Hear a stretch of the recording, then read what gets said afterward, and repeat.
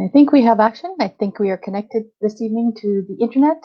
My face is glowing because I have bright lights on my face, and it is really dark in the background because it is going into evening and it's snowing like the dickens out there. So please bear with me. I do look like I have a moon in my face or something.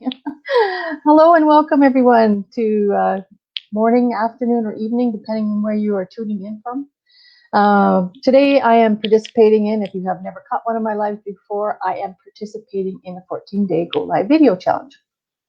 And today is day 12 of that challenge, and it's all put on by our mentor, Helen Martin, and she does it out of the goodness of her heart, and it's all for free. So we are tasked with different things to do each and every day. And today we are to share with you a little bit of personal growth. And so I'm going to share with you a little bit of takeaways from something that I have picked up from Mel Robbins. And I know quite a few of you might know who Mel Robbins is if you are into any kinds of personal growth type situations. And she's got lots of good value out there. So I just brought up that little ticker tape there, and I'm just going to bring up my comments. So if you want to participate in today's conversation, this is a third-party software here that I am using. It's called StreamYard. And up above, there is a little thing that says StreamYard there that you can just give permission to that. And I will be able to see your profile. And then your profile picture will pop up on my screen, and I will know who I'm having a conversation with.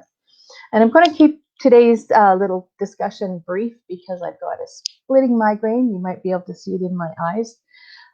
Because, like I said, it's snowing here and there's a change in the weather pressure, or barometric pressure, I guess is the word that you call it. So I will keep it brief today, but welcome to my community where I create a healthier you on my one page, and on my business page, I have an e-commerce business where I help like-minded entrepreneurs that are maybe struggling to grow their businesses online with education and social media and attraction marketing skills. So all of this is being brought to you the modern way of how fast things are changing in the e-commerce space.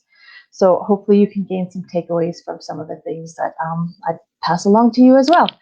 So like I said, my name is Heather Edmondson, as it says right there, and I am here today to share day 12 with you. So some personal growth with Mel Robbins. So procrastination. Now that has many different connotations, I guess you could say, many different outlooks.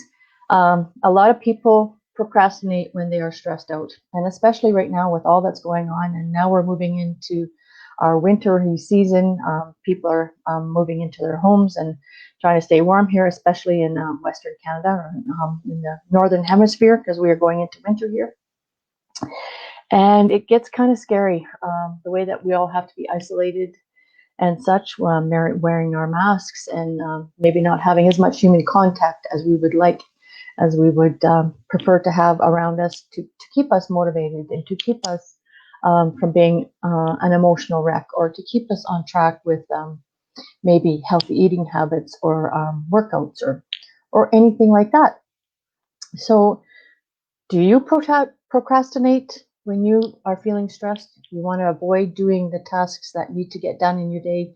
You want to curl up with a blanket and a good book and put on the fire, or bring up your puppy dog on your lap, or those type of things. And we all need something to relieve our stress, and procrastination then becomes just a really bad habit.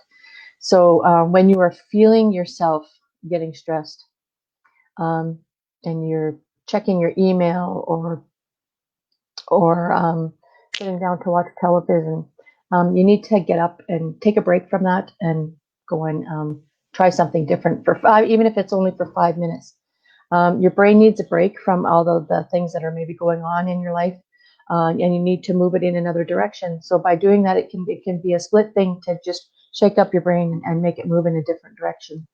And if you're somebody that is recovering perfectionist, as you may call some of us, that want everything, all of our ducks in a row, and want everything planned out ahead of time, and we want to know where everything is going. If you're striving for perfection and you're in this space of the internet world, you are going to kind of be set up for a little bit of failure there, because this space is moving so fast. Technology is moving, and it's a revolving wheel. It just keeps going faster and faster, and you can get caught up in all of that, of wanting everything to be just perfect all of the time. And it shows better if you show people who you really are, the real you. Like, I have no makeup on today. My head is splitting.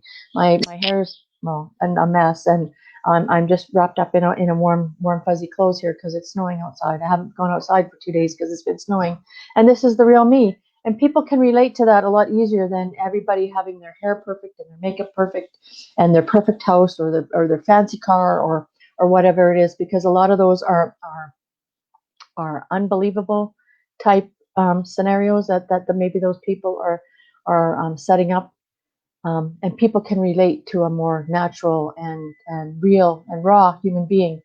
Um, they can see that person that is on the other end of the screen is actually having real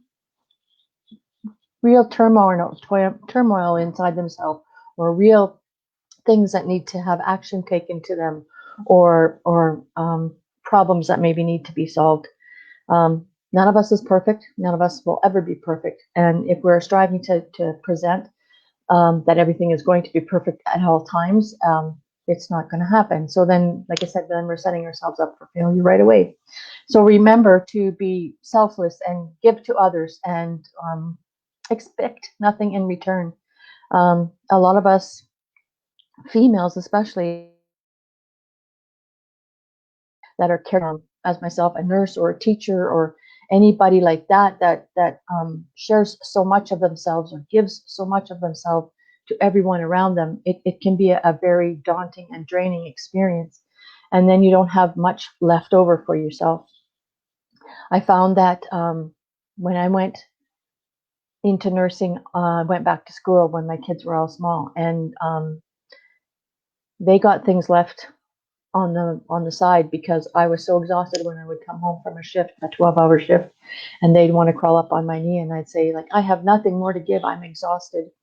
And I feel bad about that, but we had to be able to pay our bills in that way. So I had to go to work. So people can resonate with knowing that's my struggle that I went through. And that's the things that my kids and my family had to suffer with, was me being exhausted all the time. So people will react, hopefully positively, in that, and that they can see themselves in that same situation.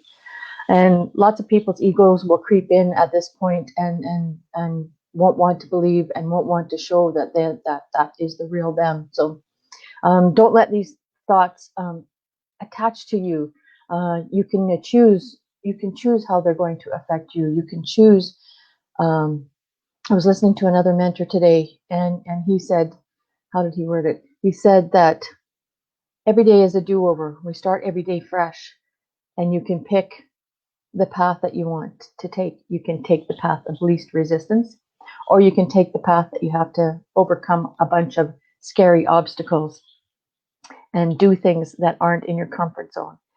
But ultimately, it's your choice. You can choose how you want to look at the day. It's the same as the scenario of the cup being half empty or half full, in how you look at things.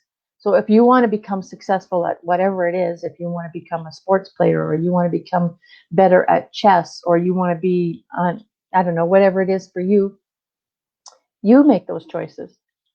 You make the sacrifices to get up early. My husband mentioned to me the other day, when I was talking about something similar to this. He used to get up every day about an hour before he had to head off to work, and he would play his guitar. Now, he never had a guitar lesson in his life. He is self-taught, and he plays by ear. And so he would put the headphones on and plug it into his electric amplifier so that he wouldn't wake up anybody else in the house. And he would practice every day faithfully before he went and got off to work, because that was something that he valued, and that was something that was important to him. And he wanted to become better at it. And he wanted to get all this music that he had in his head, he wanted to get it out onto either a recording or just out of his head. So we all need to take a lessons from that we need to sometimes empty all of the stuff out that's in our head. It's called doing a brain dump, a brain dump.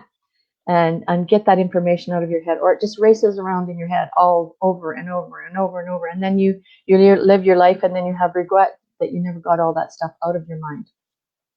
So don't get involved and don't get caught up in other people's sadness, I guess you would call it, or situations that you have no charge over the outcome. You have no control over the outcome. So it's not my circus, it's not my monkeys. That's another saying that people will say when they are talking about things in a negative way. We need to be cautious about our words that we use when we're around people. We need to reflect on what they say and not let it bring us to tears, or as our mentor says, bring us to water. That means you'd cry. You don't want them to crush your spirits. And if that's the way those people are going to treat you, then maybe you need to find different people to surround yourself with. We can be our hardest critic on ourselves. We can be the ones that if we had a friend that ever talked to us, like all the thoughts that we have go on in our head that we say to ourselves, we wouldn't be friends with that person for very long. But when it's yourself, you need to empty that stuff out of your head, and you need to put it in a corner and tell it to behave itself, because it is not good, healthy environment for our brain to be spinning that stuff around in. So you need to shake it off. You need to think of yourself in a higher standard, or look at a higher ground for yourself to move to, and don't get distracted by all the negativity. And especially now with all the negativity going on, you are only in control basically of you, and all the things that go on around you is maybe not in your control. So I always try and say to my clients that are waiting for an outcome of a doctor's appointment, or a doctor's x-ray or scan or something like that, they sit there and they worry and they worry and they worry. And I've been on that other side of the table, and I've been worried about what the scans would say about myself as a cancer survivor. I've been there. I know what it's like. So I think I can speak from experience that it's going to turn out how it's going to turn out, and you are not in control of the outcome of that. So you worrying about how it's going to turn out is not helping you at all. It's not helping the situation, and it's just draining all of the energy that you do have off on a negative thing, whereas you could be spending that energy on something that gives you hope, and that gives you happiness and gives you strength and endurance. So I hope that some of those things have helped you out. Try not to see the world as a negative and under rose-colored glasses, you might want to say. We are all fearful of different parts and different things that we have to do in our lives. We all need to respect our bodies and keep our bodies safe.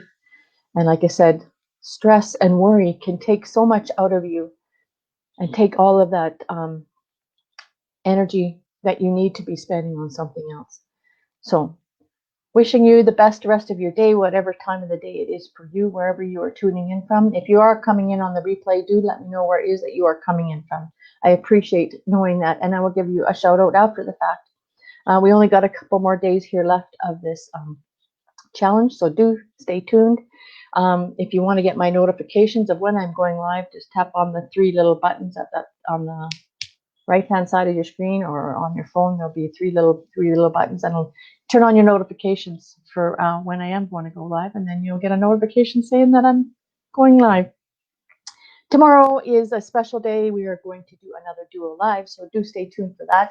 Lunchtime, my time tomorrow, I will be having another interview with a good friend of mine, so please stay tuned for that, and have yourself, like I said, a good rest of the day, whatever time of the day it is for you. So peace out, everyone.